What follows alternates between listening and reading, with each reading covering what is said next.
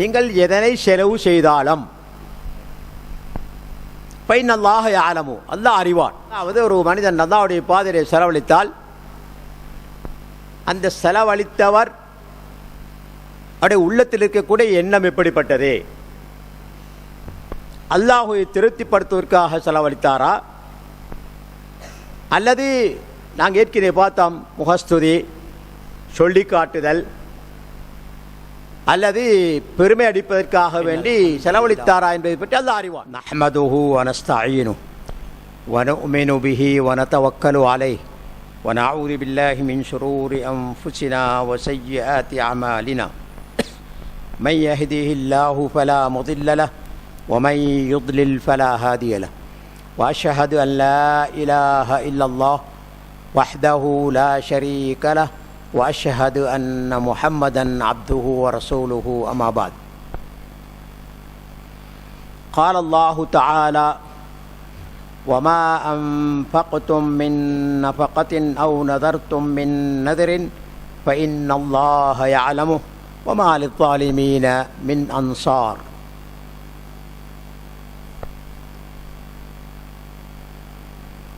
எல்லாம் வல்ல அல்லாஹு சுப்ஹானஹு வ தஆலாவை போற்றி புகழ்ந்து இறுதி தூதர் முஹம்மது முஸ்தபா ஸல்லல்லாஹு அலைஹி வஸல்லம் அவர்கள் மீது ஸலவாத்தும் சலாமும் கூறியதன் பின், கண்ணியத்துக்குரிய பெரியார்களே, சகோதரர்களே, மாணவர்களே, தாய்மார்களே, சகோதரிகளே, உங்கள் அனைவர் மீதும் அல்லாஹ்வுடைய சாந்தியும் சமாதானமும் உண்டாவதாக.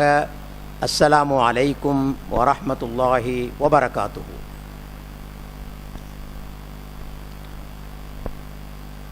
சூரத்துல் பக்ரா 270வது வசனத்தின் விளக்கம்.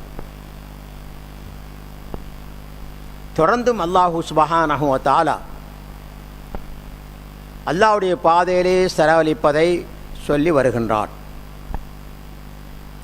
சென்ற பாடங்கள் எல்லாம் நாங்கள் அல்லாஹ்வுடைய பாதையில் செலவழிப்பது சம்பந்தமான நிறைய விளக்கங்களை பார்த்தோம். 270வது வசனத்திலே அல்லாஹு தஆலா கூறும்போது, وما أنفقتم من نفقة أو نذرتم من نذر فإن الله يعلم وما للظالمين من أنصار. நீங்கள் எந்த ஒரு செலவை செய்தாலும் அல்லது ஒரு நேர்ச்சியை செய்தாலும் அல்லாஹு சுப்ஹானஹு வ தஆலா நிச்சயமாக அது பற்றி அறிவான். வமா லித்வாலிமீன மின் அன்சார், அநியாயக்காரர்களுக்கு உதவி செய்ய யாரும் இல்லை என்று அல்லாஹ் சுப்ஹானஹு வ தஆலா இந்த வசனத்திலே குறிப்பிடுகின்றான். இந்த வசனத்தில் நாங்கள் 3 விஷயங்களை பார்க்கணும். நாங்கள் ஒன்று, வமா அன்ஃபக்தும் மின் நஃபகத்தின், நீங்கள் எதனை செலவு செய்தாலும் ஃபைனல்லாஹ யஅலமு, அல்லாஹ் அறிவான். அதாவது ஒரு மனிதன் அல்லாஹ்வுடைய பாதையிலே செலவழித்தால் அந்த செலவழித்தவர் அவருடைய உள்ளத்தில் இருக்கக்கூடிய எண்ணம் எப்படிப்பட்டது? அல்லாஹ்வை திருப்திப்படுத்துவதற்காக செலவழித்தாரா, அல்லது நாங்கள் ஏற்கனவே பார்த்தோம் முகஸ்துதி, சொல்லி காட்டுதல், அல்லது பெருமை அடிப்பதற்காக வேண்டி செலவழித்தாரா என்பதை பற்றி அல்லாஹ் அறிவான். ஃபைனல்லாஹ யஅலமு அப்படின்னு சொன்னால், அல்லாஹ் செலவழிக்கக்கூடிய ஒரு உள்ளத்தில் எப்படியான நியத்து, எப்படியான எண்ணம், அது செலவழிக்கிறதுக்கான காரணம் என்ன என்பதை பற்றி அல்லாஹு தஆலா அறிவான். யாருக்கு மறையாது, அல்லாஹு தஆலாவுக்கு மறையாது. அல்லாஹு சுப்ஹானஹு வ தஆலா பொறுத்தவரையில் யாவற்றையும் அறிந்தவன். எந்த அளவுக்கு என்றால், எங்களுடைய உள்ளத்தில் உதிக்கக்கூடிய எண்ணங்களை கூட அல்லாஹு தஆலா அறிவான். அவனுக்கு எதையும் நாங்கள் மறைக்க முடியாது. அதனால் அல்லாஹு தஆலா இங்கே என்ன சொல்ல வருகின்றான் என்று சொன்னால், நீங்கள் செலவழிப்பதாக இருந்தால் அல்லாஹ்வுக்காக செலவழிங்க. அல்லாஹ் அல்லாதவர்களை திருப்திப்படுத்துவதற்காக செலவழிக்காதீங்க. அல்லாஹு தஆலாவை திருப்திப்படுத்துவதற்காக நீங்கள் செலவழிப்பீர்களே ஆனால் அல்லாஹு தஆலா அதை அறிவான். அதற்குரிய கூலியை நாளை மறுமையிலே அல்லாஹ் உங்களுக்கு நிரப்பமாக தருவான். மாறாக அல்லாஹ் அல்லாதவர்களை திருப்திப்படுத்துவதற்காக நீங்கள் செலவழிப்பீர்களே, ஆனால் அதையும் அல்லாஹு தஆலா அறிவான். கடைசி வசனத்தை அல்லாஹ் முடிக்கும் போது வமா லிஸ்ஸாலிமீன மின் அன்சார், இப்படிப்பட்ட அநியாயக்காரர்களுக்கு அல்லாஹ்வை தவிர வேறு யாரும் உதவி இல்லை,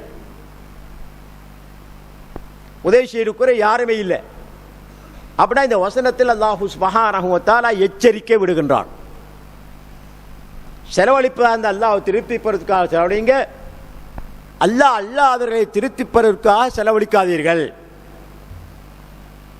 என்று அல்லாஹ்வுக்கு தெரியும். இன்னல்லாஹ யஅலம், அல்லாஹ் அறிவான். இது ஒரு விடயம்.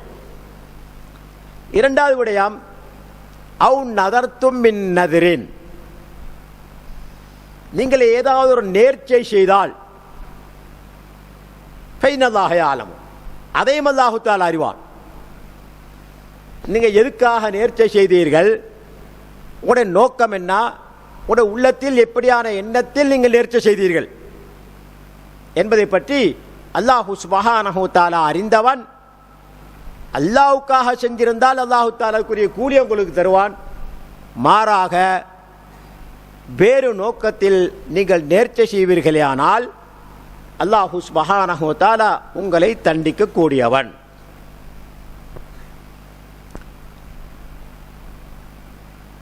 தர்மத்தை பற்றி நிறைய பேசினோம் நாங்கள் முன்னால். இந்த வசனத்தில் நாங்கள் விரிவாக பார்க்க வேண்டிய விஷயம் நதிர், நேர்ச்சை. நேர்ச்சை என்றால் என்ன?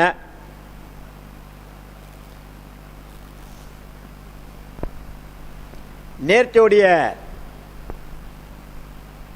அது கடமையாகிறதுக்கான ஆதாரங்கள் என்ன குர்ஆனில் சுன்னாவில், இதே போல நேர்ச்சையுடைய சீகத், அதாவது அது எப்படி சொல்ல வேண்டும், இதே போல நேர்ச்சைக்கு சில நிபந்தனைகள் இருக்கின்றன. இதே போல நேர்ச்சைகள் பல வகைப்படும். இந்த விவரங்கள் எல்லாம் இன்றைக்கு பாடத்தில் நாங்கள் விரிவாக கொஞ்சம் பார்ப்போம். ஏன்னா நேர்ச்சையை பொறுத்த வரையில் முஸ்லிம்களுடைய வாழ்க்கையில் பின்னி பிணையப்பட்ட ஒன்று. பரவலாக முஸ்லிம்களில் பலர் நேர்ச்சை செய்யக்கூடியவர்களாக இருக்கிறார்கள். நோன்பு பிடிக்கிறது செய்வாங்க, அல்லது சதக்கா செய்கிறதுக்காக நேர்ச்சை செய்வாங்க, அல்லது ஒரு ஆட்டை அறுத்து அல்லது ஒரு மாட்டை அறுத்து ஏழைகளுக்கு பங்கு வைக்கிறதுக்காக நேர்ச்சை செய்வாங்க. சில வேளை தான் நோய்வாய்ப்பட்டிருந்தால், நோய் குணமானால் நான் ஒரு ஆட்டை அல்லது மாட்டை அறுத்து அல்லாஹ்வுடைய பாதையில் கொடுப்பேன் என்று நேர்ச்சை செய்வாங்க. இவர் நேர்ச்சை என்பது பலதரப்பட்டவை, மனித வாழ்க்கையோட பின்னி பிணையப்பட்ட ஒன்று. இதனால் இது சம்பந்தமான விளக்கங்களை விரிவாக இன்றைக்கு பாடத்தில் நாங்கள் பார்ப்போம்.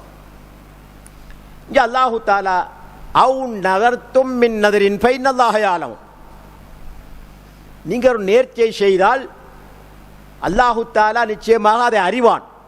அப்படின்னால் ஹாலிசன் அல்லாஹ்வுக்காக வேண்டி செய்தீங்களா இல்லையா, அல்லாஹ்வுக்கு தெரியும். நேர்ச்சை செய்த பிறகு நேர்ச்சையை நிறைவேற்றீர்களா இல்லையா, அதையும் அல்லாஹ் அறிவான். அப்போ இதை அந்த நியத்துக்கு ஏற்றவாறு அல்லாஹு சுப்ஹானஹு வ தஆலா கூலி வழங்குவான். அல்லாஹ்வுக்கு என்றிருந்தால் அதற்கான நன்மையான கூலி கிடைக்கும். அது வேறு நோக்கத்துக்காக நேர்ச்சை செய்யப்பட்டிருந்தால் அதற்குரிய தண்டனை அல்லாஹ்விடத்திலே காத்திருக்கும். அப்ப நேர்ச்சை என்றால் என்ன,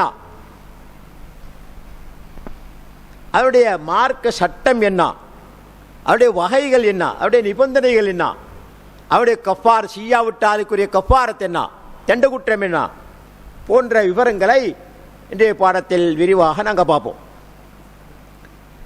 நேர்ச்சை என்பது ஒரு மனிதன், ஒரு முஸ்லீம், காபிரா இந்த நேர்ச்சை ஏற்றுக்கொள்ளப்பட மாட்டாது. சில பார்க்கலாம், ஷுரூத்தில் பார்க்கலாம். ஒரு முஸ்லீம் தன் மீது கடமை இல்லாத ஒன்றை கடமையாக்கிக் கொள்வது நேர்ச்சை. உதாரணமாக ஆடை இருக்கணும் மாடை இருக்கணும் மீது கடமை இல்லை, கட்டாயம் இல்லை.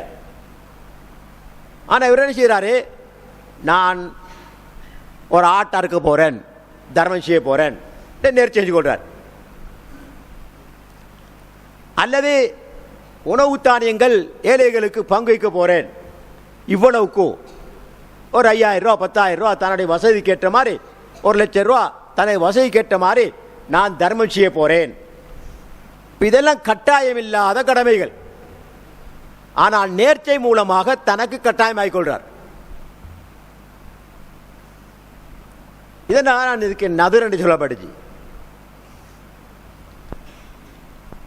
அல் இல்சாம் அல நஃப்ஸ், கடமை இல்லாத ஒன்றை கட்டாயம் இல்லாத ஒன்றை தன் மீது கட்டாயமாக்கிக் கொள்வதுதான் நேர்ச்சை என்று சொல்லப்படும். குறிப்பாக அவர் முக்கல்லஃபாக இருக்கணும், சுய விருப்பத்தில் செய்யணும், அல்லாஹ்வுக்காக செய்ய வேண்டும், அது ஒரு இபாதத்தாக மாறும். அல்ல அல்லாஹ்வுக்காக விட வேண்டும். எப்படி துகான் சீக்கிரம் குடிச்சு கொண்டு இருக்காரு, பழக்கத்தில் இருக்குது. இப்போ அவர் என்ன செய்கிறாரு, இப்போ விடுறதை விடாமிக்கிற அவரை இக்தியார பொறுத்தது. ஆனால் நான் இது அல்லாஹ்வுக்காக விடுவேன் என்று நேர்ச்சை செஞ்சு கூட கட்டாயம் விட்டு தான் ஆகணும். இப்படி விடுவதாக இருந்தாலும் சரி அல்லது செய்வதாக இருந்தாலும் சரி, தன் மீது கடமை இல்லாத ஒன்றை தன் மீது கடமையாக்கி கொள்ளக்கூடிய விவகாரம்தான் நதுர் என்று சொல்லப்படும். இது ஒரு வணக்கம். அல்லாஹ்வுக்காக என்று வரும்போது இது ஒரு வணக்கம், அல்லாஹ்வுல கூலி உண்டு. குர்ஆனில் அல்லாஹ் சுப்ஹானஹு வ தஆலா நல்லோர்களின் சிபத்துகளை சொல்லிக் கொண்டு வரும்போது அபரார் அபரார் என்று சொல்லக்கூடிய நல்லோர்கள், சொர்க்கம் செல்லக்கூடியவர்கள், அவருடைய பண்புகளை பற்றி அல்லாஹு தஆலா சொல்லிக் கொண்டு வரும்போது அல்லாஹ் சொல்லுகின்றான், யூஃபூன பின் நதிர் வ யகாஃபூன யௌமன் கான ஷர்ருஹு முஸ்ததீரா. அவர்கள் எப்படிப்பட்டவர்கள், நல்லவர்கள், சொர்க்கம் செல்லக்கூடியவர்கள் எப்படிப்பட்டவர்கள், தங்களுடைய நேர்ச்சைகளை நிறைவேற்றுவார்கள், அதில் மோசடி செய்ய மாட்டார்கள். என்னதாக தலை குறிப்பிட்டார், யூஃபூன பின் நதிர் வ யகாஃபூன, அல்லாஹ்வை அஞ்சுகின்றார்கள், வ யகாஃபூன யௌமன், ஒரு நாளை அவர்கள் பயப்படுகின்றார்கள். அந்த நாள் எப்படிப்பட்டது என்று சொன்னால் எல்லா பகுதியிலும் தீமை சூழ்ந்திருக்கும். கான ஷர்ருஹு முஸ்ததீரா, அனைத்து விதமான அச்சங்களும் பயங்களும் தீமைகளும் சூழ்ந்திருக்கக்கூடிய ஒரு நாள் கியாம நாள். அந்த நாளை அவர்கள் பயப்படுகின்றார்கள். அல்லாஹ் தஆலா நல்லோருடைய சிபத்துகளை பற்றி சொல்லும் போது இந்த வசனத்தை அல்லாஹ் குறிப்பிடுகிறான். அந்த வசனத்தில் அவர்கள் நேர்ச்சை செய்தால் நிறைவேற்றுவார்கள், அதில் தவறு செய்ய மாட்டார்கள். இது சூரத்து தஹர் 76 வசன அத்தியாயத்தில் 7வது வசனமாக பதியப்பட்டிருக்கின்றது. ஹஜ்ஜுடைய விஷயங்களை பற்றி அல்லாஹு தஆலா சொல்லிக் கொண்டு வரும்போது சூரத்துல் ஹஜ்ஜில் அல்லாஹ் கூறுகின்றான், தும்மல் யக்து தஃபதஹும் வல் யூஃபு நுதூரஹும் வல் யத்தவஃபு பில் பைத்தில் அதீக். பின்னர் தும்மல் யக்து தஃபதஹும், அப்படின்னா ஹஜ்ஜுடைய கடமை 8 ஆரம்பிக்குது. ஹஜ் மாதம் 8 ஆரம்பிக்குது. அன்றைக்கு மினாவில் இருந்து போட்டு அடுத்த நாள் காலையில் அரபாத்துக்கு போய் 9ஆம் நாள் 9வது பிறை அரபாத்துக்கு போய் அரபாத்தில் மகரிப் வரைக்கும் தங்கியிருந்து விட்டு மகரிபிலிருந்து மகரிபுக்கு பின்னால் அப்படியே வார முஸ்தலிஃபாவுக்கு நாங்கள் முஸ்தலிஃபாவில் இரவை கழித்து விட்டு துஆக்கள் பிரார்த்தனைகள் செய்துவிட்டு அங்கிருந்து காலையில் விடியற்காலையில் நாங்கள் வாரம் மினாவுக்கு திரும்போம். அப்போ இந்த பயணத்தில் கிட்டத்தட்ட 2 நாள் 8-9 ஹஜ்ஜி பிறை 8-9 பயணம், சிரமம், கஷ்டங்கள், சுமை, பலதரப்பட்ட கஷ்டங்களுக்கு மத்தியில் மனிதன் அழுக்கடைந்திருப்பான். அப்போ அல்லாஹ் என்ன சொல்கிறான், பிறை பத்தண்டு, பிறை பத்தண்டு யமுன் நஹர், அதாவது குர்பானி கொடுக்கக்கூடிய நாள், முதலாவது கல்லெறியக்கூடிய நாள். கல்லெறிந்து தன்னுடைய குர்பானியம் கொடுத்து விட்டால் முடியை கரைந்து விட்டு இஹ்ராத்தை களையக்கூடிய நாள். இந்த நாளில் அல்லாஹு தஆலா என்ன சொல்றான், சும்மல் யக்து தஃபதஹும், அவருடைய அழுக்குகளை அவர்கள் நீக்கட்டும், அவருடைய அழுக்குகளை அவர்கள் நீக்கட்டும். அல்லாஹ் தஆலா ஏவலா சொல்றான். அப்போ அன்றை குளித்து துப்புரவாகி ஆடைகளை அணிஞ்சு கொண்டு, அதாவது முக்கியமான கடமைகளை செய்துவிட்டு, 4 கடமைகளை 3 செஞ்சுட்டால் இஹ்ராத்தை களையலாம். அப்போ அந்த 4 கடமைகளில் 3 கடமையை செஞ்சுவிட்டு இஹ்ராத்தை களைந்தால் அவர்களுக்கு குளித்து முழுகி, அதாவது துப்புரவாகி ஆடை அணிந்து கொள்ள முடியும். ஏதான் சொல்ற, தும்மல் யக்து தஃபதஹும், அவருடைய அழுக்குகளை அவர்கள் நீக்கட்டும். வல் யூஃபு நுதூரஹும், அவருடைய நேர்ச்சைகளை அவர்கள் நிறைவேற்றட்டும் என்று ஏவலாக அல்லாஹு தஆலா சொல்லுகின்றான். அப்ப நேர்ச்சை நிறைவேற்ற வேண்டும் என்பதை அல்லாஹு தஆலா இந்த வசனத்தில் ஏவலாக குறிப்பிடுகின்றான். வல் யத்தவஃபு பில் பைத்தில் அதீக், தவாஃபுல் இபாதா என்று சொல்லக்கூடிய ஹஜ்ஜுடைய மிக முக்கியமான கடமை, ஹஜ்ஜுடைய மிக முக்கியமான கடமை. அரபாத்தில் தங்குவதற்கு அடுத்ததாக ஹஜ்ஜில் நிறைவேற்றப்பட வேண்டிய தவாஃபுல் இபாதா என்று சொல்லக்கூடிய அந்த தவாஃபை நிறைவேற்றட்டும். நான் நாமர் சொன்னது போல யமுன் நஹரில் 4 கடமைகள். ஒன்று கல்லெறிகிறது, அதாவது ஜம்ரத்துல் அகபா என்று சொல்லக்கூடிய இடத்துல கல்லெறிகிறது. இரண்டாவதாக தலைமுடி களைவது, இரண்டாவதாக தன்னுடைய குர்பானியை அறுப்பது, மூன்றாவதாக தனது தலைமுடியை களைவது. இந்த 3 செஞ்சிட 4வது தவாஃபுல் இபாதா. இந்த 4ல் 3 செஞ்சுட்டா எங்களுக்கு என்ன செய்யலாம், உடையை களையலாம்.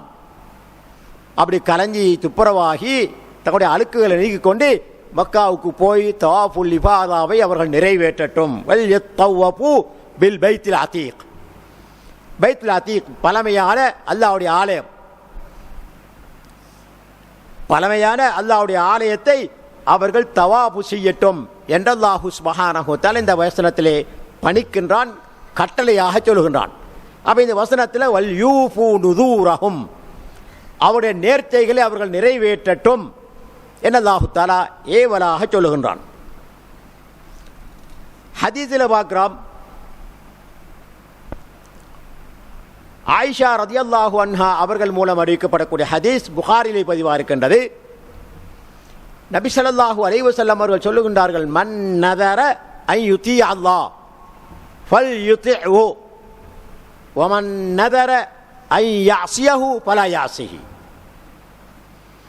யாராவது அல்லாஹ்வுக்கு வழிபடுவதற்காக நேர்ச்சை செய்தால் அதை நிறைவேற்றட்டும், ஃபல் யுதிஹு, அதை நிறைவேற்றட்டும். ஆனால் பாவம் செய்வதற்காக நேர்ச்சை செய்தால் ஃபலா யஸிஹி, அது எப்போதும் ஹலால் இல்லை, அதை நிறைவேற்றக்கூடாது. கஃபாரத் யமீன் பின்னாலே சில பார்க்கலாம். அப்போ இந்த ஹதீஸில், புகாரில் பதிவாகக்கூடிய இந்த ஹதீஸில் ரசூல் ஸல்லல்லாஹு அலைஹி வஸல்லம் அவர்கள், நீங்கள் அல்லாஹ்வுக்கு வழிபடுவதற்காக, அதாவது இபாதத்தை வணக்கத்தை செய்வதற்காக நேர்ச்சை செய்தால் ஃபல் யுதிஹு ஐ அவ்ஃபி பினதரிக், நேர்ச்சை கட்டா நிறைவேற்ற வேண்டாம், அதில் தவறு செய்யக்கூடாது, பின்வாங்கக்கூடாது. அதே போல ஒரு பாவமான காரியத்தை செய்வதற்காக நேர்ச்சை செய்தால் அதை நிறைவேற்றக்கூடாது. நல்ல காரியம் சொல்லும்போது நாங்கள் பார்க்குறோம், உதாரணமாக துஹா தொழுகை சுன்னத்து, கட்டாயம் இல்லை, தொழுதா நன்மை கிடைக்கும், தொழாவிட்டால் எந்த தண்டனையும் இல்லை. ஒருவர் பார்க்குறாரு, இன்றைக்கு பள்ளிவாசலுக்கு போய்த்து 4 ரக்காத்து துஹா தொழுகை நான் தொழுவேன் அல்லாஹ்வுக்காக என்று சொல்லிட்டா இது நேர்ச்சியா போச்சு. இப்ப கட்டாயம் போய் தொழுதான் ஆகும் 4 ரக்காத்து, தொழாமல் இருக்கலா, தொழல்லாட்டி குற்றம். ஏன்னா கடமையில்லாத ஒன்றை அவர் தன் மீது கடமையாக்கி கொண்டார். கடமையாக்கி கொண்ட பிறகு கட்டாயம் நிறைவேற்றணும். இதே போல் ஒருவர் சொல்றார், இன்றைக்கு நான் நவுது பில்லா மதுபானம் குடிக்கணும், நவுது பில்லா அல்லாஹ் பாதுகாக்கணும். மனுஷன் இன்றைக்கு ஒரு போத்தில் அடிக்கணும் அப்படின்னு சொல்லி போட்டு நேர்ச்சி செய்கிறான்.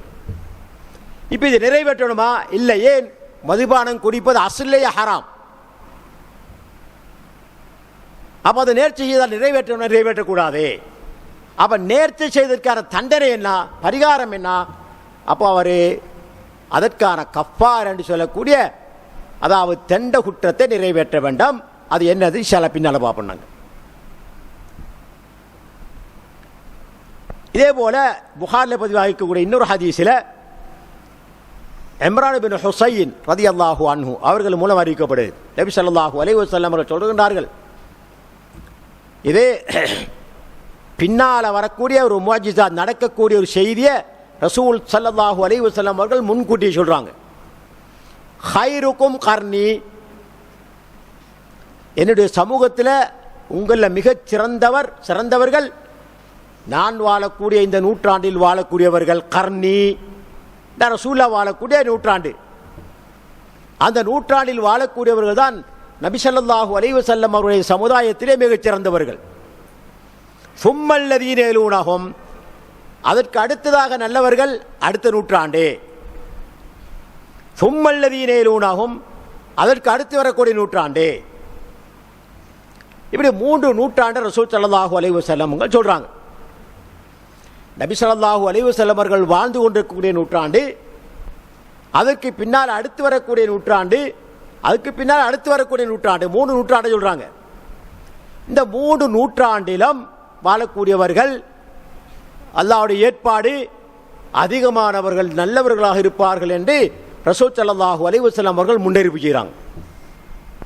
அதான் நாங்கள் பார்க்கிறோம், ரசூல் ஸல்லல்லாஹு அலைஹி வஸல்லமுடைய காலத்தில் வாழ்ந்தவர்கள் யாரே? சஹாபாக்கள், ரசூலுடைய தோழர்கள்.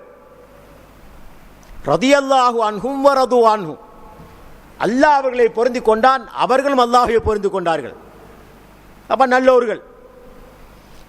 அடுத்த நூற்றாண்டில் வந்தவர்கள் யாரு? தாபியங்கள் என்றால் சஹாபாக்களை அடுத்து வந்தவர்கள். அவர்களும் அல்லாஹ்வுடைய கிருபையினால இஸ்லாத்தினுடைய அந்த தீனில் இருந்து வெகு தூரம் போகல, ஒரே ஒரு நூற்றாண்டு தான் கழிஞ்சிருக்கு. அதனால தீமைகள் குறைந்த காலம். எனவே அன்றைய காலத்திலும் நல்லோர்கள் இருந்தார்கள்.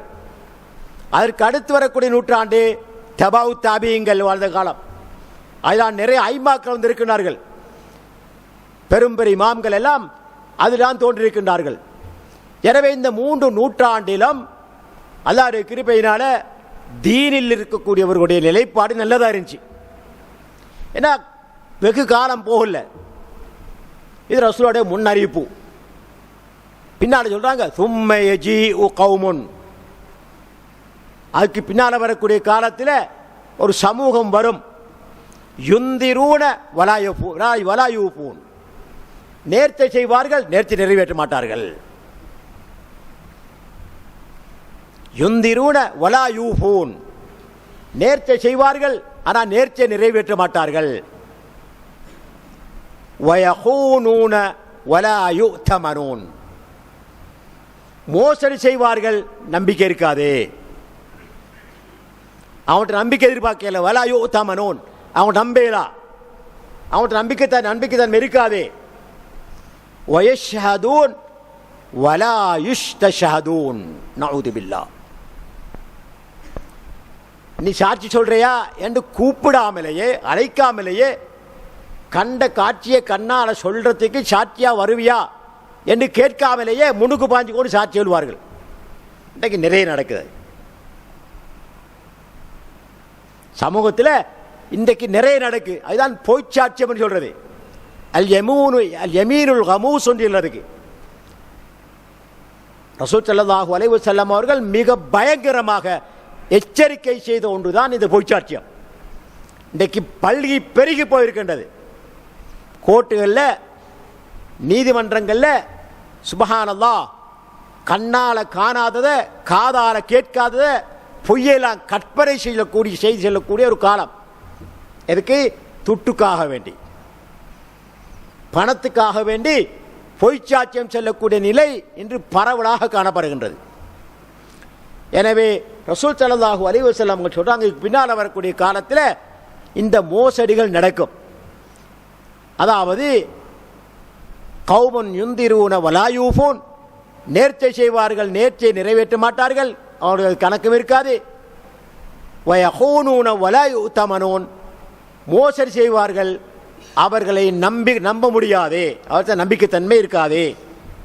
வயஷ்ஹதூன வலா யுஸ்தஷதூன், சாட்சி சொல்வதற்கு அழைக்கப்படாமலேயே முன் சென்று சாட்சி சொல்லக்கூடிய ஒரு காலம் வரும். அப்படின்னா பொய் சாட்சியம் சொல்லக்கூடிய ஒரு காலம் வரும் என்பதை ரசூலுல்லாஹி ஸல்லல்லாஹு அலைஹி வஸல்லம் அவர்கள் இந்த 3 பண்புகளை சொல்லி போட்டு கடைசியாக சொல்லுகின்றார்கள், வயظஹரு ஃபீஹிமுஸ் ஸமன், அவங்கள்ட்ட அதிகமான உடல் பலம், உடல் கொழுப்பு, செமன்டா கொழுப்பு அதிகமாக இருக்கும், எல்லா உடம்பெல்லாம் கொழுத்து போயிருக்கும். இன்றைக்கு நாங்கள் பார்க்குறோம் ஒரு கூட்டம் மிகுதி பண்டி குட்டி மாதிரி திண்டு போட்டு கொளுத்து வச்சிருக்காங்க. இத்தனைக்கும் அவங்களோட கொள்கை, அவங்களுடைய தீன் இது அனுமதிக்குதில்லை. இருந்தாலும் கூட அவர்கள் அவருடைய மார்க்கத்துக்கே முரண் செஞ்சு கொண்டு இன்றைக்கு கொளுத்து பிறண்டு போயிருக்கக்கூடிய ஒரு காட்சியை நாங்கள் பார்க்குறோம். இதே நிலை முஸ்லீம் சமூகத்திலும் ஏற்படும். பார்க்க தான் செய்ய மாட்டேங்க. சண்டியன் யார் இன்றைக்கு ஒன்றுக்குமே உதவாதவன். சமூகத்தில் சண்டியன் யாரே ஒன்றுக்கும் உதவாதவன். 5 தினம் பள்ளி இல்லை, நேர்மை இல்லை, நீதி இல்லை. சுப்ஹானல்லாஹ், வாழ்க்கை முழுவதும் பாவத்தில். ஆனால் ரசூலுல்லாவை ஏசிட்டான்னு சொன்னால் முழுக்கிருப்பான். இன்னைக்கு சமூகத்தில் பார்க்குறோம். யாராவது ஒரு அந்நிய சமூகம் ரசூல் ஸல்லல்லாஹு அலைஹி வஸல்லம் அவர்களுக்கு ஒரு குறை சொல்லிட்டாண்டா முழுக்கிற அறிவு தான் எல்லா உலகத்திலையும் பார்க்குறோம். அப்படியான ஒரு காலம் வரும் என்பதை ரசூலுல்லாஹி ஸல்லல்லாஹு அலைஹி வஸல்லம் அவர்கள் இந்த ஹதீஸிலே எச்சரிக்கை செய்கின்றார்கள். அப்போ அர்த்தம் என்ன? நேர்ச்சை செய்தால் நிறைவேற்ற வேண்டும். ரசூலுல்லாஹ் எச்சரிக்கை செய்தது போல நேர்ச்சை செஞ்சு போட்டு பொடுபோக்காக அல்லது தேவையற்றவனாக இருந்துவிடக்கூடாது என்பதை இந்த ஹதீஸ் எங்களுக்கு கடுமையாக எச்சரிக்கை செய்கின்றது. முன்காலத்தில், இந்த ரசூலுல்லாஹ்வுக்கு முந்தின காலத்தில் நேர்ச்சை செய்கிற பழக்கம் இருந்துச்சு. உதாரணமாக மரியம் அலைஹிஸ்ஸலாம் அவர்களை பற்றி அல்லாஹு தஆலா குர்ஆனில் சொல்லும் போது அல்லாஹு தஆலா சொல்லுகிறான், இத் காலத் இம்ரஅத்து இம்ரான் இன்னி நதர்து லக மா ஃபீ பத்னி முஹர்ரன் ஃபதகப்பல் மின்னி இன்னக அன்தஸ் ஸமீஉல் அலீம். சூரத் ஆல் இம்ரான்ல 35வது வசனமாக பதியப்பட்டிருக்கின்றது. அதாவது இம்ரானுடைய மனைவி என்றால் மரியம் அலைஹிஸ்ஸலாமுடைய தாயார் இம்ரஅத் இம்ரான்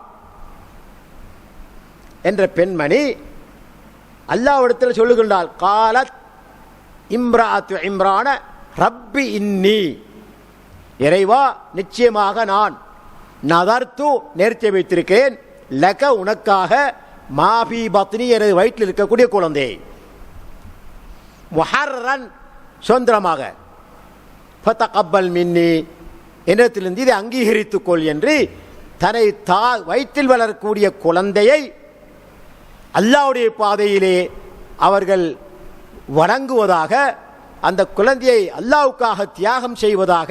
அப்படி என்றால் அந்த குழந்தை அல்லாஹ்வுடைய பாதையிலே வளரக்கூடிய ஒரு குழந்தையாக நான் நேர்ச்சை செய்கிறேன் என்று இம்ரானுடைய மனைவி நேர்ச்சை செய்தார் என்பதை அல்லாஹ் சுப்ஹானஹு வ தஆலா இந்த வசனத்தில் சொல்லி காட்டுகின்றார்.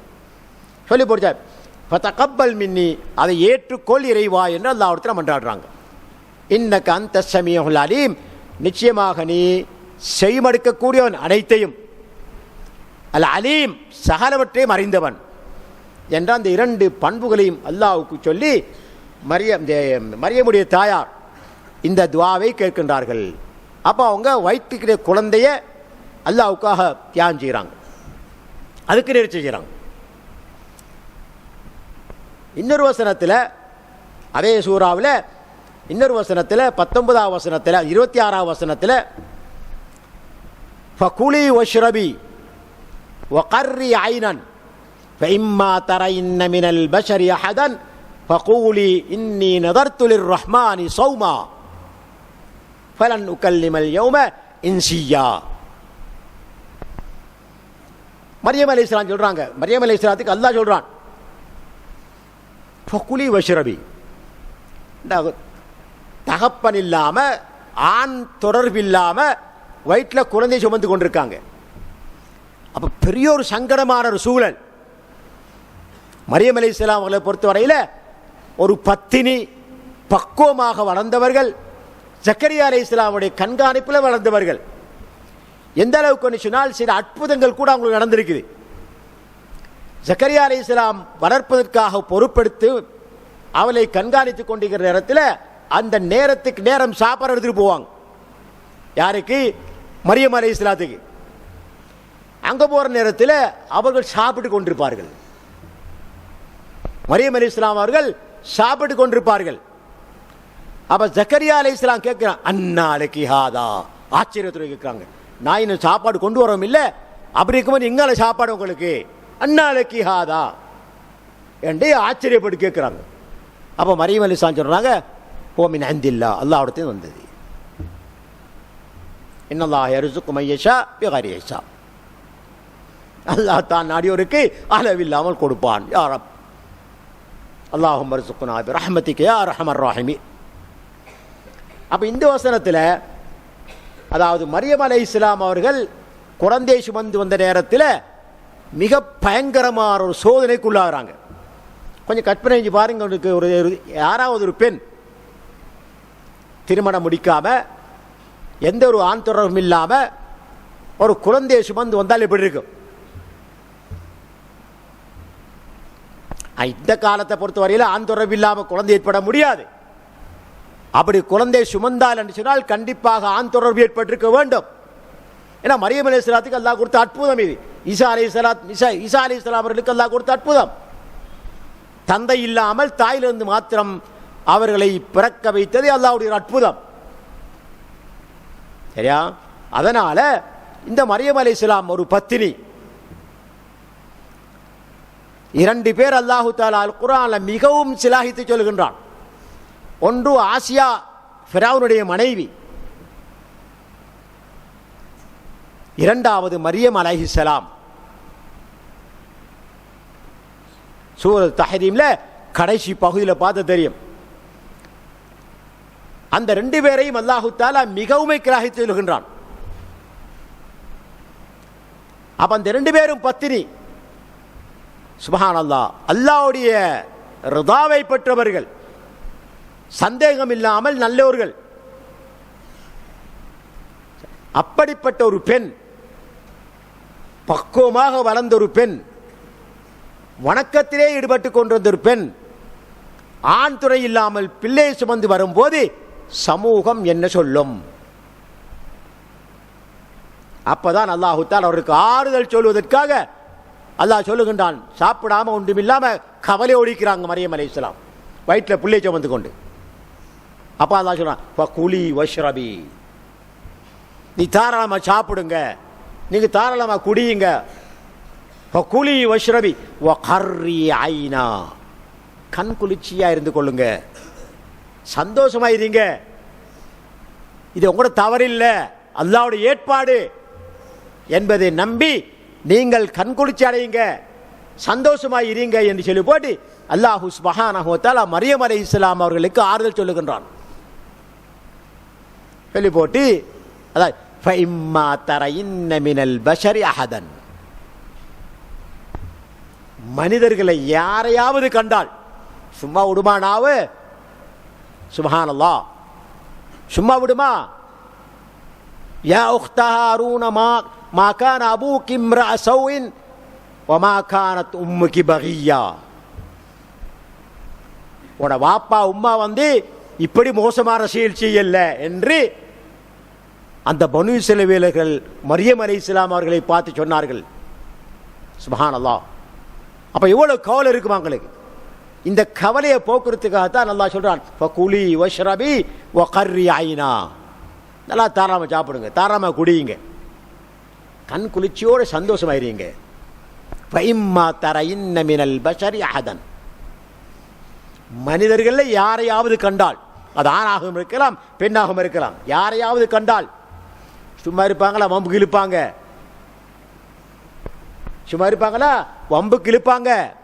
எங்களடி உனக்கு புள்ள அப்படின்னு கேட்பாங்க. கேட்பாங்க, கட்டாயம் கேட்டாங்க. ஒரே மாசத்தில் கேட்டாங்க. அப்படி அப்ப அல்லாஹ் சொல்றான் வந்து பதில் அளிக்க வேணும், பதில் அளிக்க வேணும். என்ன செய்யுங்க? ஃபகூலி இன்னி நதர்து லிர்ரஹ்மானி சௌமா. அப்ப நதர் வருது, நேர்ச்சை வருது.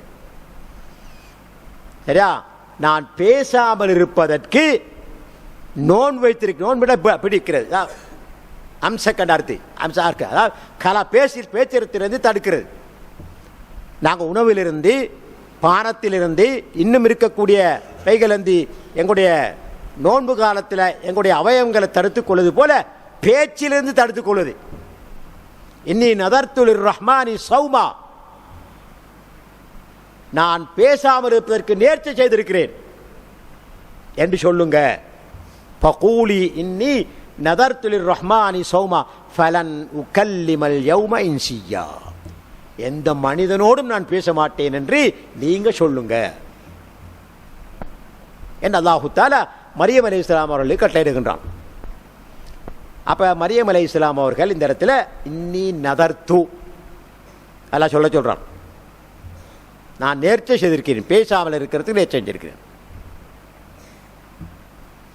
அப்ப இது பார்க்கும்போது முன்னே காலத்தில், பனி இஸ்ராயீல் காலத்தில் இந்த நேர்ச்சை இருந்திருக்கு.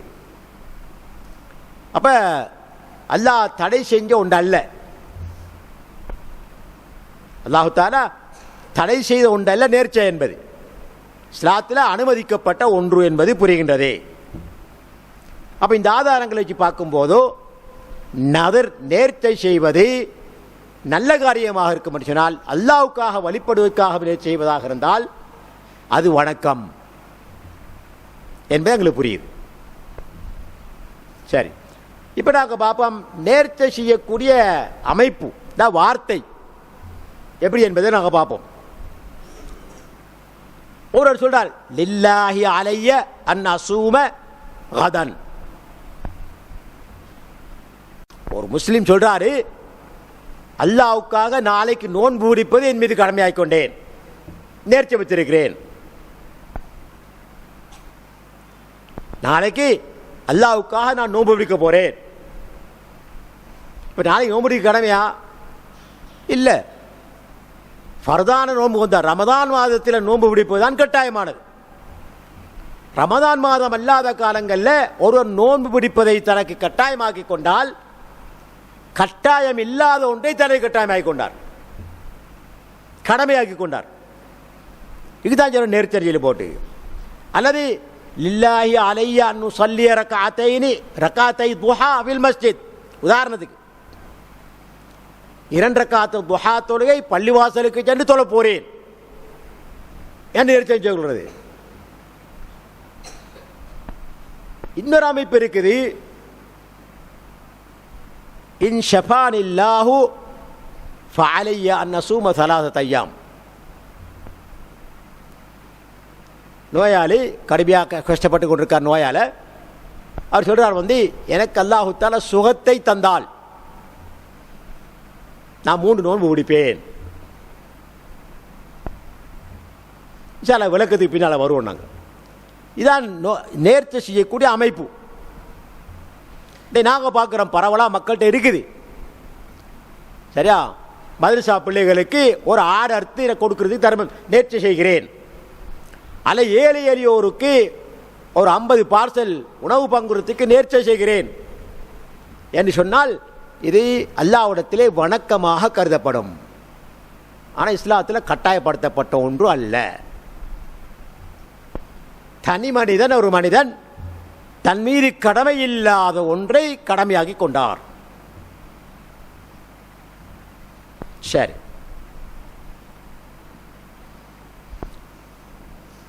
இப்போ இந்த நதருக்கு நேர்ச்சைக்கு சில நிபந்தனைகள். முதலாவது நிபந்தனை, நேர்ச்சை செய்யக்கூடியவர் முஸ்லிமாக இருக்கணும். பலா யஸ்ஹு மினல் காபிர், காபிராக இருந்தால் நேர்ச்சை ஏற்றுக்கொள்ளப்பட மாட்டாது, அதுக்கு நன்மை கிடைக்காது. அல்லாவே நம்பாத பட்சத்தில் அல்லாவுக்கா நேர்ச்சை செய்யப்படி முடியாது. அதனால் நேர்ச்சை செய்யக்கூடிய ஒரு முஸ்லீமாக இருக்க வேண்டும் கண்டிப்பாக. இரண்டாவதாக தனது சுய விருப்பத்தில் நேர்ச்சை செய்ய வேண்டும். அப்பா அம்மா கட்டாயப்படுத்துறதுக்காக நேர்ச்சை செய்யக்கூடாது, பிள்ளைகள் கட்டாயப்படுத்துறதுக்காக நேர்ச்சை செய்யக்கூடாது, அல்ல சமூகத்தில் இருக்கக்கூடியவர்கள் கட்டாயப்படுத்துறதுக்காக நேர்ச்சை செய்யக்கூடாது. தன்னுடைய சுய விருப்பத்தில் நேர்ச்சை செய்யறதுக்கான எண்ணம் வரணும்.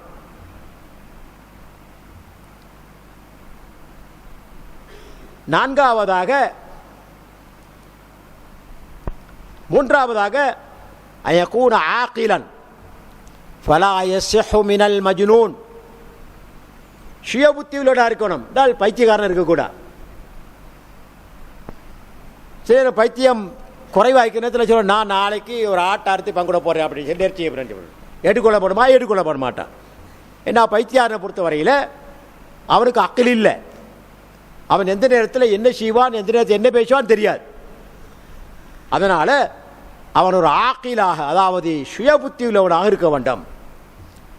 நான்காவதாக பாலிகாக இருக்க வேண்டும், முக்கல்லப்பா இருக்கணும், இந்த வயதை எத்தியவராக இருக்க வேண்டும்.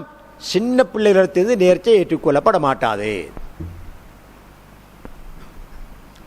ஐந்தாவதாக நேர்ச்சை என்ற வார்த்தையை உச்சரிக்கணும். அப்படி இல்லாட்டாது நேர்ச்சியாக மாட்டாது. இப்படி 5 நிபந்தனைகளுக்கு உட்பட்டால்தான் நேர்ச்சை நிறைவேறும். இது நேர்ச்சை செய்வோருக்கான நிபந்தனைகள். நேர்ச்சை செய்யப்படக்கூடியவைகளுக்கான நிபந்தனைகள் வேற. அதை பார்த்தோம்னா, ஒன்று நேர்ச்சை செய்யக்கூடியது அல்லாஹ்வின் பக்கம் நெருக்கி வைக்கக்கூடிய ஒரு வணக்கமாக இருக்கணும்.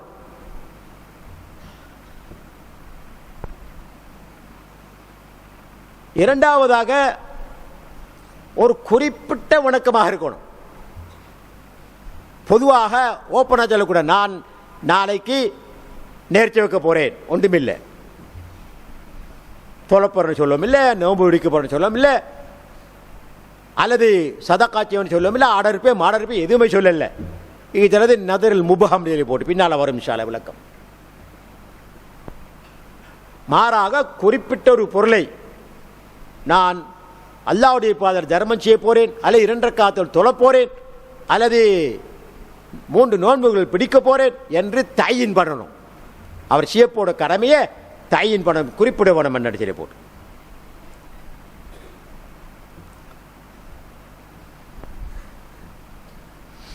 மூன்றாவதாக அவர் நேர்ச்சை செய்யக்கூடியது கற்பனைக்கு உட்பட்டதாக இருக்கணும்,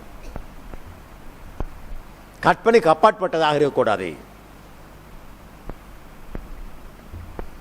எப்படி போல ஒருத்தர் சொல்றாரு, நான் ராவிக்கு நோம்பு பிடிக்க போறேன்னு போட்டு, நோம்பு எப்போ இரவில் கடமையாகுமா? இல்லை. அப்ப இது கற்பனைக்கு அப்பாற்பட்டது. அதனால அதுவும் ஏற்றுக்கொள்ளப்பட மாட்டாது. இதே போல ஒரு பெண்மணி சொல்றா, மாதவிடா இந்த காலத்தில் நான் நோம்பு பிடிக்க போறேன் அப்படின்னு போட்டு நேர்ச்சி செய்யறான். இதுக்கும் ஏற்றுக்கொள்ளப்பட மாட்டாது. ஏன்? ஹைதுரிய காலத்தில் நோன்பு பிடிப்பது ஹராம், பெண்களுக்கு தொழுவது ஹராம். தூய்மையாகின்ற வரையிலும் அவர்கள் தொழ முடியாது, நோன்பு பிடிக்க முடியாது.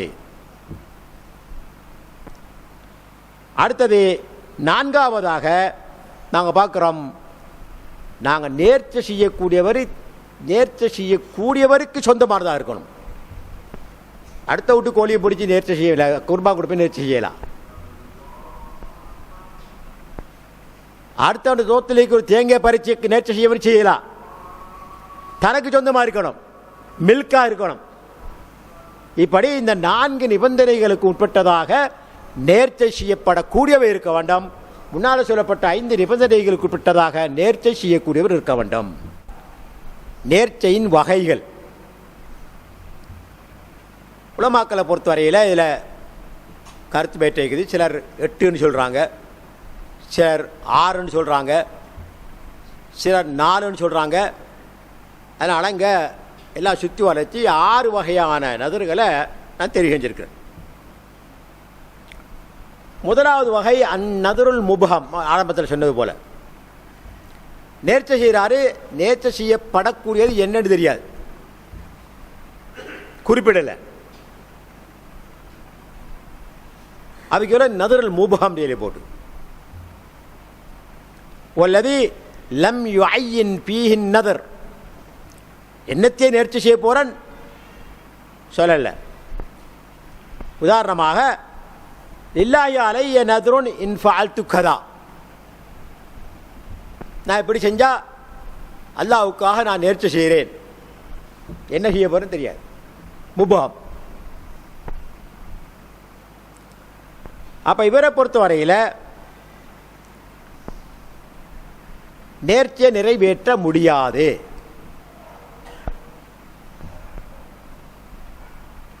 என்ன நிறைவேற்றத்துக்கு என்ன இருக்கு? ஒன்றும் இல்லை. ஆனால் அவர் நேர்ச்சை செய்ததற்காக வேண்டி கஃபாரத்திலுமே நிறைவேற்றி ஆக வேண்டும். ஹுக்முஹு கஃபாரத் யமீன். பின்னர் ஹதீஸ் அதுக்கு ஆதாரமாக இருக்கின்றது.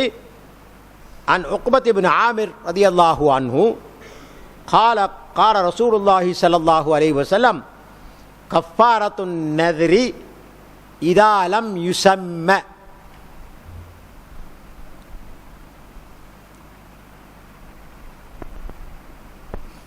எதை நேர்ச்சி செய்ய போறேன்னு சொல்லி குறிப்பிடாமல் நேர்ச்சி செஞ்சால் அதற்கான தெண்ட குற்றம் கஃபாரத்துல் யமீன்.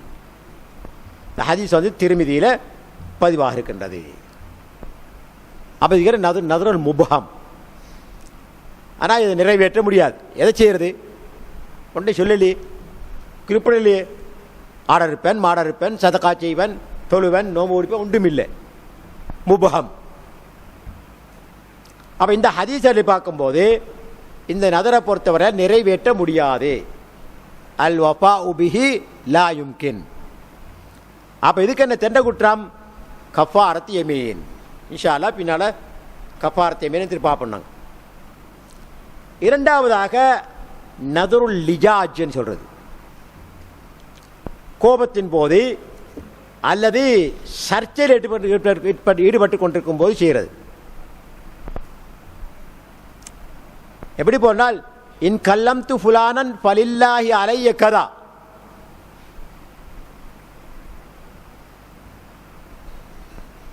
ஒருவர் சொல்றாரு இன்னொருத்தரை பார்த்து, நான் இன்னாரோடு பேசினால் என் மீது 3 நோன்பு கட்டாயம்.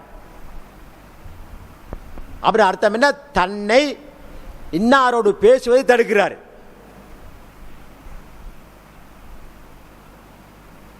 அப்ப இதுக்கு நதருல் லிஜாஜ்னு சொல்றது. இதே போல ஒன்று தடுக்கிறதுக்காகவும் அப்படி செய்யலாம்.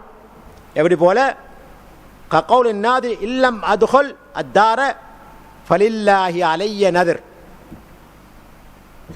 கதா கதா. ஒரு வீட்டுக்கு போய்க்காரு, சரியா? போகிற இடத்துல சர்ச்சை வந்துட்டு, நான் வீட்டுக்கு நுழையாட்டி இல்லம் அதுகோல் நுழையாட்டி என் மீது நோன்பு கடமை, 3 நோன்பு 2 நோன்பு கடமை. இப்படி ஒரு நேர்ச்சியை செய்கிறது அரபியோட பழக்கம் தெரிஞ்சு, அந்த காலத்தில் அந்த மாதிரி ஒரு பழக்கம் இருந்துச்சு. இப்போ இன்றைக்கும் அப்படி செய்வாங்க. அல்லாஹ் சத்தியமாக ஒரு வீட்டில் நுழைய மாட்டேன் சொல்கிறாங்களா இல்லையா?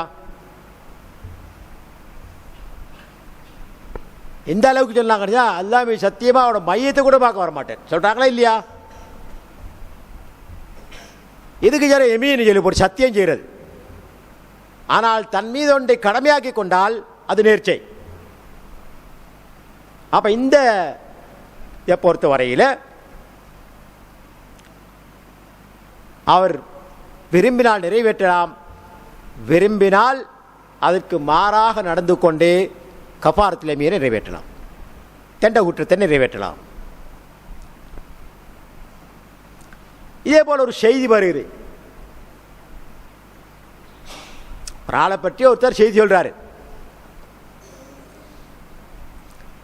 அதே நேரத்தில் சொல்றாரு சொன்ன செய்தி நீ சொன்னது போல இருந்தால் என் மீது நோன்பு கடமை, 3 or 2 கடமை. அந்த செய்தி அவர் சொன்னது போல இல்லாவிட்டால் நோன்பு பிடிக்க தேவையில்லை. ஆனால் சொன்னது போல செய்தி இருந்துட்டு சொன்னால் அவர் நேர்ச்சை செய்த மாதிரி கட்டாயம் நோன்பு பிடிக்க ஆக வேண்டும், அல்லது எதை நேர்ச்சி செஞ்சால் அதை செய்ய வேண்டும். இருந்தாலும் உலமாக்களுக்கு இடையில் ஒரு கருத்து இருக்குது. இந்த நேர்ச்சியை பொறுத்தவரையில் அவர் விரும்பினால் நிறைவேற்றலாம், விரும்பினால் தவிர்க்கலாம். ஆனால் கண்டிப்பாக கஃபாரத்துல் யமீன் நிறைவேற்ற வேண்டும். வீட்டுக்கு நுழைய மாட்டேன்னு சொல்லி போட்டு சொல்லிட்டு இல்லை உழைஞ்சிட்டார். இப்போ உதாரணமாக அப்போ அவர் நேர்ச்சி செய்யறதுக்கு மாற்றம் அடைஞ்சிட்டார். இப்போ என்ன செய்யணும்? நேர்ச்சியை முடிச்சிட்டாரு. அப்போ 3 நோன்பு பிடிக்க வேண்டும். இன்ஷால்லா பின்னால் வருவோம் நாங்கள் கஃபாரத்துல் யமீனுக்கு வருவோம் இன்ஷால்லா. இது 2வது வகை. 3வது வகை நத்ருல் முபாஹ். முபாஹான ஒன்றை தன் மீது கடமையாக்கிக் கொள்வது. உதாரணமாக சாப்பிட்றது முபாஹ். முபாஹ்னா எங்களுக்கு ஆகமாக்கப்பட்டது. குடிக்கிறது, தண்ணி குடிக்கிறது அல்லது பானங்கள் குடிப்பது எங்களுக்கு முபாஹ், ஆகமாக்கப்பட்டது. வாகனத்தில் இருப்பது எங்களுக்கு அனுமதிக்கப்பட்டது, முபாஹ். அதே மாதிரி பிரயாணம் செய், இந்த மாதிரி சில உதாரணங்கள். இப்படி முபாஹாக இருக்கக்கூடிய ஒன்றை தன் மீது கட்டாயமாக்கிக் கொள்றது. உதாரணமாக லில்லாஹி அலைய அன் அல்பஸ தௌபி, இப்போ ஆடை அணிகிறது அவருக்கு முபாஹ இருக்குது. இப்போ இணைகிறது அந்த அணியிற ஆடையை தனக்கு கட்டாயமாக்கிக் கொள்றார். இதே மாதிரி அர்கப தாப்பத்தி, தாப்பா ஒரு வாகனத்தில் ஒரு பிரயாணம் செய்யக்கூடிய வாகனத்தில் ஏறுறது ஆகமாக்கப்பட்டது. அதை தனக்கு கடமையாக்கி கொண்டால் அது நதராக கருதப்படும், நேர்ச்சியாக கருதப்படும். இந்த நதரை பொறுத்தவரையிலும் அவர் முஹையரோன், அதை நிறைவேற்றுவது அல்லது விடுவது, விட்டு போட்டு கஃபாரத்துல் யமீன் அதுக்கான தெண்ட குற்றத்தை நிறைவேற்ற வேண்டும். விரும்பினா செய்யலாம், விரும்பினா விடலாம். உதாரணமாக மாங்காய் சாப்பிட்றது முபாஹ். வேறு நான் மாங்காய் கட்டாயம் சாப்பிடுவேன், எனக்கு அது நதர்ன்னு சொன்னால் இப்போ விரும்பினா விடலாம், சாப்பிடாமல் இருக்கலாம். விரும்பினால் சாப்பிட்டு போட்டு கஃபாரத்துல் இந்த விரும்பினால் சாப்பிடலாம், விரும்பினால் சாப்பிடாமல் விட்டுட்டு கஃபாரத்துல் யமீனை நிறைவேற்றலாம். இதை பொறுத்த வரையில் ஹதீஸ் அபூதாவுதில் பதிவாக இருக்க ஒரு ஹதீஸில் சயீத் இப்னு மன்சூர் ரலியல்லாஹு அன்ஹு அவர்கள் மூலம் அறிவிக்கப்படுகின்றது. ஒரு பெண்மணி ரசூல் ஸல்லல்லாஹு அலைஹி வஸல்லம் காலத்தில் ரசூலுல்லாஹ் வந்து சொல்றார், யா ரசூலல்லாஹ், அல்லாஹ்வுடைய தூதரே, இன்னி நதர்து அன் அத்ரிப அலா ரஅஸிக பித்துஃப்,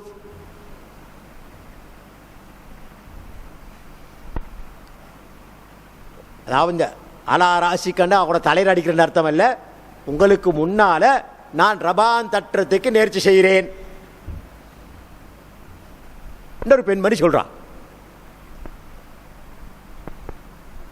அப்ப ரசூல் ஸல்லல்லாஹு அலைஹி வஸல்லம் பெண்மணியை பற்றி சொன்னாங்க, அவுஃபின விரும்பினால் நீ நிறைவேற்றிக்கொள், விரும்பினால் நிறைவேற்றிக்கொள். துப்பு அடிக்கிறது வாஜிபா? துப்புனா தெரியுமா? என்னடியில் போட்டு திறந்த ரபான் அது இஸ்லாத்தை அனுமதிக்கப்பட்டீர். அதனால் கல்யாண வீடுகளில் ரபான் தட்டுவாங்க, அனுமதிக்கப்பட்டீர். இந்த 2 பக்கம் தட்டுறது ஹராம். அது சலங்கையோடு சம்பந்தப்பட்டது ஹராம். அல்லது வேறு ஒலிகளை எழுப்பக்கூடிய மியூசிக் ஒலிகளை எழுப்பக்கூடிய அந்த ஹராம். மாறாக வெறுமனே ரபான் தட்டுவது இஸ்லாத்தில் அனுமதிக்கப்பட்டீர். அதனால் ரசூல் ஸல்லல்லாஹு அலைஹி வஸல்லம் சொல்கிறாங்க, உடனே நேர்ச்சியை நிறைவேற்றிக்கொள். அப்படின்னா நீ ரபான் தட்டிக்கொள் என்று ரசூல் ஸல்லல்லாஹு அலைஹி வஸல்லம் அவர்கள் அனுமதிக்கிறார்கள். அப்போ அர்த்தம் என்ன? நிறைவேற்றினால் நேர்ச்சி நிறைவேறி போயிடும். நிறைவேற்றாவிட்டால், செய்யாவிட்டால், ரபான் தட்டாவிட்டால் அதுக்கான கஃபாரத்து தெண்ட குற்றத்தை நிறைவேற்றணும். நான்காவதாக டைம் போதும் செல்ல முடிப்போம். நான்காவதாக நதருல் முதா நதரு தா ஆஃபன் நதரு தா நதருல் தா ஒரு நல்ல காரியத்தை செய்யறதுக்காகவே நேர்ச்சி செய்கிறது. எப்படி போறோம்னு சொன்னால் ஒரு சந்தோஷமான செய்தி கிடைச்சிட்டு நேர்ச்சி செய்கிறது, அல்லது ஒரு கஷ்டம் நீங்கிட்டு நேர்ச்சி செய்கிறது. எப்படி போல இன்ஷபானில்லாஹு ஃபலில்லாஹி அலைய ஸௌமு ஸலாஸத்தி அய்யாம், எனக்கு அல்லாஹ் சுகத்தை தந்தால் நான் 3 நாள் நோன்பு பிடிப்பேன் என்று நேர்ச்சி செஞ்சு கொள்வது இஸ்லாத்தில் அனுமதிக்கப்படுது. சின்னால பின்னால் வருவோம். இது நிலைப்பாடு என்னதை பற்றி பார்ப்போம் இன்ஷா அல்லாஹ். வைன் நஜஹ்து பில் இக்திபார் ஃபஅலைய ஸலாஸத்தி அய்யாம் ஸௌம்,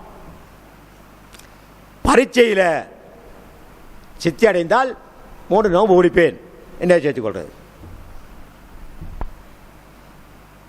இப்போ இப்படியான நேர்ச்சியை பொறுத்தவரையில் கண்டிப்பாக நிறைவேற்ற வேண்டும்.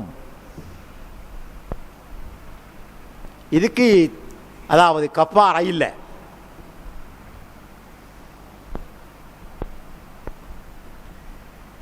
இதுக்கு கஃபாரத்து இல்லை. அதாவது வாப்பாவுக்கு சுகம் கிடைச்சா மாடு அறுத்துக்கு பங்கு முயற்சி வச்சுட்டீங்க, இப்போ அது பேர் வாபஸ் வாங்கலாம். மாடு அறுத்தானே ஆகணும். பின்னால் பார்க்கலாம் தனக்கு முடியுமா முடியாதானது பின்னால் பார்க்கலாம். நாங்கள் தனக்கு முடியாததை நேர்ச்சி செய்வது இஸ்லாத்தில் அனுமதி இல்லை.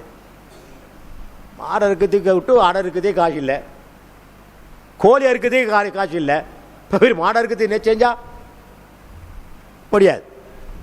அதனால் தன்னுடைய சக்திக்கு உட்பட்டதாக இருக்கணும். அப்போ இப்படியா நேர்ச்சைகளை பொறுத்தவரையில் கண்டிப்பாக நிறைவேற்றி ஆக வேண்டும். அதை தள்ளுபடி செய்ய முடியாது. அதில் இன்னொன்று இருக்குது, நிபந்தனை இல்லாமல் நேர்ச்சி செய்கிறது. முன்னால் பார்த்து நாங்கள் எனக்கு சுகம் கிடைச்சால் அல்லது தகப்பனுக்கு சுகம் கிடைச்சால் 3 நோன்பு பிடிப்பேன், இல்லாட்டி மாட இருப்பேன் ஆட இருப்பேன். இது நிபந்தனை சம்பந்தப்பட்டது. அதாவது சுகம் கிடைக்கணும், அப்போ நிறைவேறும். ஆனால் இந்த நிபந்தனை இல்லாமலேயே சிலர் மசீதருக்கு தாராளமாக நேர்ச்சி செய்கிறாங்க. நாளைக்கு ஒரு மாட்டை அறுத்து ஏழைகளுக்கு பங்குடணும், நான் நேர்ச்சி செய்கிறேன், பிரச்சனை இல்லை, மாடாருக்கு கடமையாக இருக்கு இல்லை. ஆனால் நேர்ச்சி செய்வதன் மூலமாக தனது கடமையாகி கொண்டார், கட்டாயமாகி கொண்டார். இதை பொறுத்த வரையிலும் அவர் நிறைவேற்றி ஆக வேண்டும். இது நதரு தா. ஐந்தாவதாக நதருல் மஅசியா. இந்த ரெண்டுக்கும் பின்னால் வரக்கூடிய ஹதீஸ் ஆதாரமாக இருக்குது, பின்னால் பார்ப்போம். நதருல் மஅசியா அவர் என்ன சொன்னால் பாவம் செய்யறதுக்காக சில நேர்ச்சி செய்வாங்க. நாளைக்கு ஒரு போத்தில் அடிக்கணும் அப்படின்னு நேர்ச்சி செய்வாங்க. இதெல்லாம் ஜாஹிலியா காலத்து இருந்துதான் இதெல்லாம், சரியா? அல்லது இன்றைக்கு ராய்க்கு அவன் வீட்டை கொள்ளையடிக்கணும் நேர்ச்சி. இது பாவம் செய்யறதுக்காக வேண்டி நேர்ச்சி செய்கிறது. அல்லது அவுலியாக்கள் கபரை சுற்றி வளம் வரணும் நேர்ச்சி செஞ்சு கொள்வது. அது நிறைய நடக்குதுங்க. என் பிள்ளை சுகம் கிடைச்சா இன்னாடு கபரை சுற்றி வளம் வருவேன் இன்றைக்கு நடக்குது. ஷிர்க் முதலாவது ஷிர்க், ரெண்டாவது நதருக்குரிய குற்றம். பாவம் செய்வதற்காக வேண்டி நேர்ச்சை செய்வது. அப்போ நன்மையான காரியத்தை செய்வதற்கு நேர்ச்சி செய்வதாக இருந்தாலும் சரி, அல்லது தீமையான காரியத்தை செய்வதற்கு அந்த நதர் நேர்ச்சி செஞ்சாலும் சரி, இரண்டும் ஒன்று நிறைவேற்றப்பட வேண்டாம், ஒன்று நிறைவேற்றப்படக்கூடாது. நன்மை செய்வதாக நேர்ச்சி செஞ்சால் கட்டாயம் நிறைவேற்ற வேண்டும், தீமை செய்வதாக நேர்ச்சி செய்தால் நிறைவேற்றக்கூடாது. மாறாக தன்னுடைய நதிரிலிருந்து நேர்ச்சையிலிருந்து நீங்குவதற்காக குறைஞ்சபட்சம் 3 நோன்புகள் பிடிக்க வேண்டும். இதை புகாரில் பதிவாகக்கூடிய ஹதீஸில் பார்க்குறோம். ஆயிஷா ரலியல்லாஹு அன்ஹா அவர்கள் மூலம் அளிக்கப்படக்கூடிய ஹதீஸ், ரசூல் ஸல்லல்லாஹு அலைஹி வஸல்லம் அவர்கள் சொல்லுங்க, மன் நதர அன் யுதீஅ அல்லாஹ ஃபல்யுதீஉ. அல்லாஹ்வுக்கு வழிபடுவதற்காக ஒரு நல்ல காரியத்தை செய்வதாக யாரா நேர்ச்சி செஞ்சால் நிறைவேற்றுங்க. ஒமன் நதர ஐ யஸியஹு, அல்லாஹ்வுக்கு மாறு செய்யறதுக்கு பாவம் செய்யறதுக்காக நேர்ச்சி செஞ்சால் செய்யாதீங்க. பல்யத்து பலா யாசிஹி, இந்த அசலே ஹராம். அது களவெடுக்கிறது, மதுபானம் குடிக்கிறது, அதாவது இந்த என்னது ஜியாரங்களை சுற்றி வாரது, இதெல்லாம் இஸ்லாத்து அடிப்படையில் ஹராம். அப்போ அதை போய் நேர்ச்சி செஞ்சால் அது இன்னவிடம் பெரிய பாரதூரமான குற்றம். அதை நிறைவேற்றக்கூடாது. மாறாக அந்த நேர்ச்சை செய்ததற்காக வேண்டி கஃபாரத் யமீன் நிறைவேற்ற வேண்டும். ஆறாவதாக நதுருல் முஸ்தஹீல், நடக்க முடியாத காரியத்தை போய் நதர் செய்யறது, இந்த நேர்ச்சி செய்கிறது. எப்படி? லில்லாஹி அலைஹி ஸௌம் அம்ஸ், மாஷா அல்லாஹ், அல்லாஹ்வுக்காக நேற்று நான் முடிக்க நேர்ச்சி செய்கிறேன். ரெண்டு செய்யலுமா? நேற்று போயிட்டு நடக்குமா? இது நடக்கிற காரியம் இல்லை, நடக்கிற காரியம் இல்லை. அதனால் இந்த நேர்ச்சியை பொறுத்தவரையில் நிறைவேற்ற முடியாத ஒன்று, இது நிறைவேறாது. லா யனாகித், இது நேர்ச்சியாக கருதப்பட மாட்டாது என்று 6 வகையான நேர்ச்சைகளை நான் உங்களுக்கு அடையாளம் காட்டியிருக்கிறேன். இன்ஷா அல்லாஹ் அப்துல்லாஹ் பின் அப்பாஸ் ரலியல்லாஹு அன்ஹுமா அவர்கள் அறிவிக்கப்பட அபூதாவுதில் பதிவாகக்கூடிய ஒரு ஹதீஸில் அவங்க சொல்கிறாங்க, நதுர் 4 வகைப்படும். மன் நதர நதரன் லம் யுசம்மிஹி கஃபாரத்து கஃபாரத் யமீன். அப்போ முபுகம் நாங்கள் முதலாவது வகை பார்த்தோம். நாங்கள் ஒருவர் நேர்ச்சி செய்கிறாரு, எதை நேர்ச்சி செஞ்சான்னு பேர் சொல்லலை. தொலை போகிறாரா, நோம்புடிக்க போகிறாரா, சதகா கொடுக்க போகிறா, ஆர்டருக்கு போகிறா, ஒன்று சொல்லலை. அப்போ இவரத்தை போது நிறைவேற்ற இயலாது. எனவே அவர் தெண்ட குற்றமாக கஃபாரத் யமீன் நிறைவேற்ற வேண்டும். மன் நதர ஃபீ மஅசியத்தின் ஃபகஃபாரத்துஹு கஃபாரத் யமீன். ஒரு பாவத்தை செய்யறதுக்காக செஞ்சால் அதை நிறைவேற்றக்கூடாது, அதுக்கு கஃபாரத் யமீன். இரண்டாவது. மூன்றாவது, மன் நதர நதரன் ஃபீமா லா யுதீக், தன்னால் சுமக்க முடியாத ஒன்றை ஒருவர் நேர்ச்சி செய்கிறார். சாதாரண ஒரு மனுஷன், அவன் போய் நான் 50 லட்சம் ரூபா தர்மம் செய்ய போய் நேர்ச்சி செய்கிறார். முடியுமா? லா மாலா யுதீக், அவன் சக்திக்கு அப்பாற்பட்டது, முடியாது அவனால் நிறைவேற்றது. அப்போ இந்த நேர்ச்சியை நிறைவேற்ற முடியாது, அதுக்கும் கஃபாரத் யமீன். நாலாவது, மன் நதர நதரன் ஃபீமா யுதீக் பல் யுஃபி நதரஹு பிநதரிஹி.